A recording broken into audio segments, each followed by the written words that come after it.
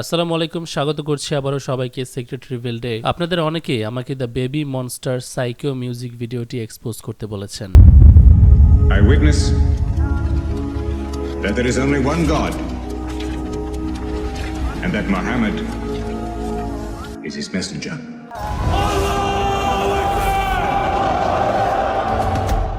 Baby monster নামে একটি YouTube channel থেকে 18 নভেম্বর 2025-এ সাইকো এমভি নামে একটি মিউজিক ভিডিও পাবলিশ করা হয়, যেটি এখন পৃথিবীর টপ মিউজিক ভিডিও লিস্টের 32 নম্বর পজিশনে আছে।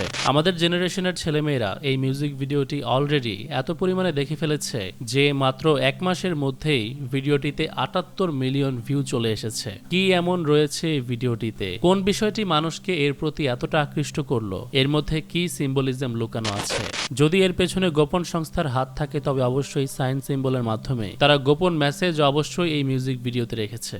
কারণ সাইন সিম্বল মানুষের উপর ম্যাজিক স্পেল করার একটি মাধ্যম, যার কারণে যে কোনো সেক্টর থেকে যে কোনো প্রফেশন থেকে আমরা কিছু মানুষকে এই সিম্বলগুলো বানাতে দেখি, মানুষকে প্রদর্শন করতে দেখি। গানের শুরুতে আমাদেরকে কি হোল ভিশন দেখানো হয়। এটি এমন একটি পার্সপেক্টিভ যার দ্বারা ন্যারো বা লিমিটেড সিচুয়েশন বোঝানো হয়। অতএব দরজার ওই পাশে সম্পূর্ণ একজন অপরিচিত ব্যক্তি যার ব্যাপারে আপনার পরিপূর্ণ ধারণা নেই। তারপর যখন সিঙ্গার ভেতরে ঢোকে তখন তার হাত দিয়ে সে এরকম সিম্বল বানায়। এখন এটা কিসের সিম্বল সেটা সিক্রেট রিভিলডের দর্শক ভালো করেই জানেন। এটি লানতের চিহ্ন, যাকে এল ডিয়াবলো বলা হয়। তাকে দরজার ভেতর ঢোকানোর পর তার আসল উদ্দেশ্য, আসল পরিচয় প্রকাশ করে। তার কোন পরিচয়? যে সেও একজন বিতাড়িত জিনের অনুসারী যার এরকম দুটি শিং রয়েছে। বিতাড়িত জিনের চার্চের প্রতিষ্ঠাতা অ্যান্টন লিভে এর দ্বারা মানুষের উপর লানত বর্ষণ করার কথা বলে গিয়েছে। আমরা এই সিম্বলগুলো দেখলে মনে করি হয়তো রক অন বা আই লাভ ইউ সিম্বল বুঝিয়েছে, তবে সেটা সবসময় সঠিক নয়। এর উৎস তাদের কাছ থেকে যারা বিতাড়িত জিনের উপাসনা করে। তার পরের সিনে মেয়েটির মাথায় সাদা রঙের কাউবয় হ্যাট দেখা যাচ্ছে, যার মধ্যে ব্যাফোমিটের মতো ছাগলের মাথা আঁকা, এবং এটাই যে ব্যাফোমিট তা প্রমাণ করতে দুই পাশে দুটি ডানা লাগানো হয়েছে ব্যাফোমিটের মতোই। এটাই সেই সিম্বলের রিপ্রেজেন্টেশন। তারপর আমরা ব্ল্যাক প্যান্থার দেখতে পাই। মার্ভেল ব্ল্যাক প্যান্থার একটি সিনেমাও তৈরি করেছে। মাইকেল জ্যাকসনকে দিয়েও ব্ল্যাক প্যান্থার রিপ্রেজেন্ট করানো হতো, কারণ গোপন সংস্থায় black panther guardian of secrets symbol হিসেবে পরিচিত। নেক্সট সিনে সিঙ্গারের চারপাশে 11 জন মাস্ক পরা ব্যক্তিকে দেখানো হয়। অ্যালেস্টার ক্রলির থেলেমা ধর্মে 11 হচ্ছে ডেভিলের নাম্বার। এর দ্বারা 1 বিসাইড 1 বোঝানো হয়। সৃষ্টিকর্তার পাশে আরো একজন সৃষ্টিকর্তা। বিতাড়িত জিনকে যারা সৃষ্টিকর্তা মানে তারা এই নাম্বার 11 ব্যবহার করে। জ্যোতিষবিদ্যা এবং ম্যাথামেটিক্সের নাম্বার 11 এর অনেক গুরুত্বপূর্ণ ভূমিকা আছে। 11 ঘরের নামতা দিয়ে তার একটি উদাহরণ পাওয়া যায়। নাম্বার 11 দুনিয়াবি এনার্জি বা জিনের উপাসকদের জন্য তাদের উদ্দেশ্যকে সফল করার একটি চাবিকাঠি। এখানে মেয়েগুলোকে যে মাস্ক পরে থাকতে দেখতে পাচ্ছেন তা জাপানিজ কালচারের। তাদের থিয়েটারে এগুলো পরে রোল প্লে করা হয়। বিভিন্ন মানুষের ক্যারেক্টার, ডিমন্স এবং সৃষ্টিকর্তার পর্যন্ত। তারা স্পেসিফিকলি সেই সমস্ত ক্যারেক্টারগুলোকে তুলে ধরে যারা সুপার ন্যাচারাল জগতের। সুতরাং এখানে বোঝানো হতে পারে এই গায়িকা অসংখ্য সুপার ন্যাচারাল এন্টিটি বা জিনদের দ্বারা প্রভাবিত।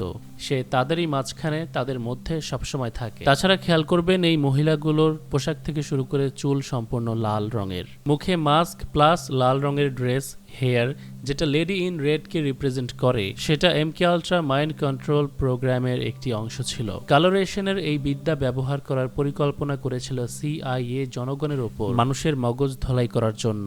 অপরদিকে রেড হেয়ার এবং মাস্ক ফলস আইডেন্টিটি ক্রিয়েটের জন্য সিআইএর প্রজেক্ট অপারেশন মোনার্ক বাটারফ্লাইতে ব্যবহার হয়েছে। 1999 সনে মুক্তি পাওয়া ম্যাট্রিক্স মুভিতে হয়তো আপনি দেখেছেন লাল রঙের কাপড় পরিহিতা নারীকে দিয়ে আকর্ষণ করার চেষ্টা করানো হয়েছিল। ঠিক এভাবেই সিআইএ টার্গেটেড কোনো পার্সনকে বসে আনার জন্য অথবা পাকড়াও করার জন্য মহিলাদেরকে লাল রঙের কাপড় পরাতো এবং তার কাছে পাঠাতো, এবং এই টার্গেটেড ব্যক্তি অন্যান্য নারীদের তুলনায় ওই লেডি ইন রেডের প্রতি বেশি আকৃষ্ট হতো, কারণ এটা মস্তিষ্কে ভিন্নভাবে প্রভাব ফেলে। পুরুষদেরকে সিরিয়াস করার জন্য এটি কার্যকরী পদ্ধতি বলে মনে করেছিল সিআইএ। সিআইএর ওই এক্সপেরিমেন্টাল প্রজেক্টগুলো বর্তমানে হলিউডের মাধ্যমে মানুষের উপর অ্যাপ্লাই করা হচ্ছে। আবার শুধু হলিউডের মধ্যেই সীমাবদ্ধ না, তাই আপনি ওদের মিউজিক ভিডিওতে বেশিরভাগ লাল কাপড় পরিহিতা মহিলাদেরকে দেখবেন। তারপরে মেয়ের হাতে আমরা একটি গলফ স্টিক দেখতে পাচ্ছি যার মাথায় চিতা বানানো। চিতা নামে এই অ্যানিমালটি সেক্স কিটেন বলে পরিচিত, যার কারণে হলিউড বলিউডের অ্যাক্টর অ্যাক্ট্রেসদেরকে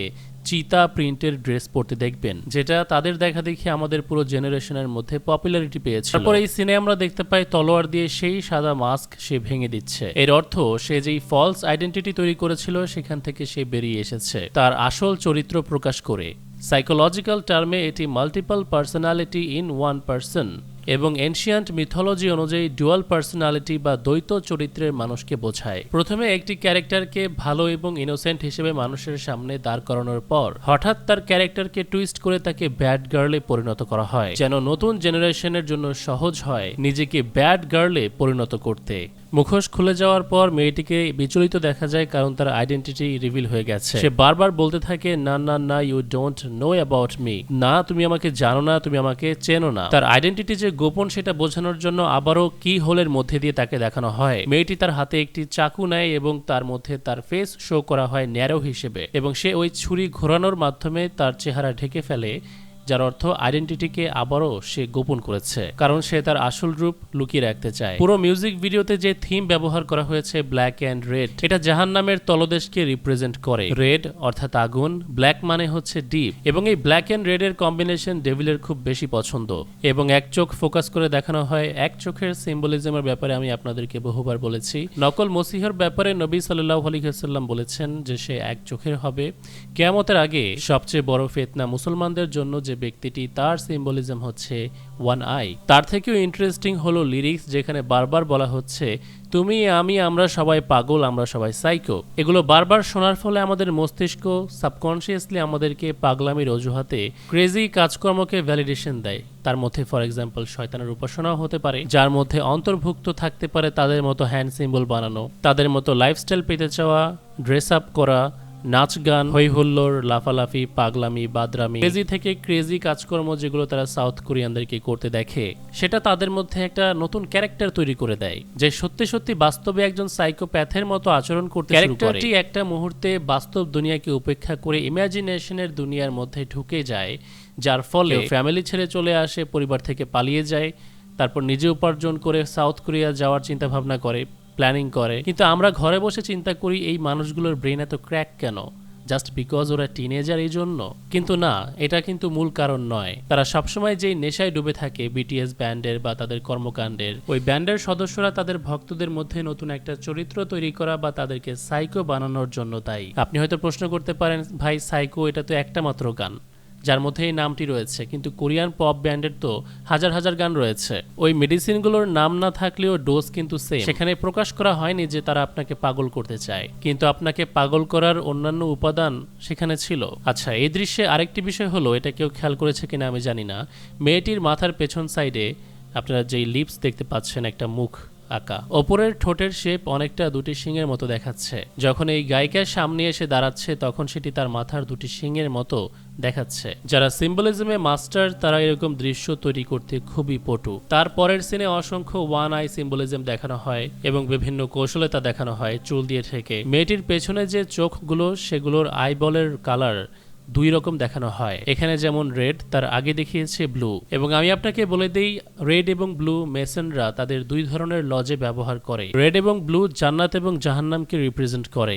তারপর দেখুন, এখানে আমরা যেটা বলছিলাম মাথার মধ্যে শিং দেখানোর ব্যাপারটি, এখানে গ্রাফিক্স দিয়ে তারা নিজেরাই এরপর তৈরি করে আমাদেরকে দেখিয়েছে।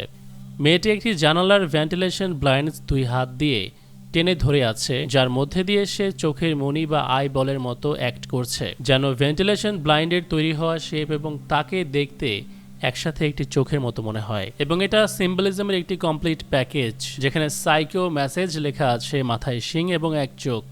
এখানে তার টপের মধ্যে ওয়ান আই রয়েছে। পেছনে ব্লু এবং রেড ড্রেস পরে একসঙ্গে দুজন দাঁড়ানো। এর অর্থ দুই ধরনের মেসনিক লজের দুইটি পিলার।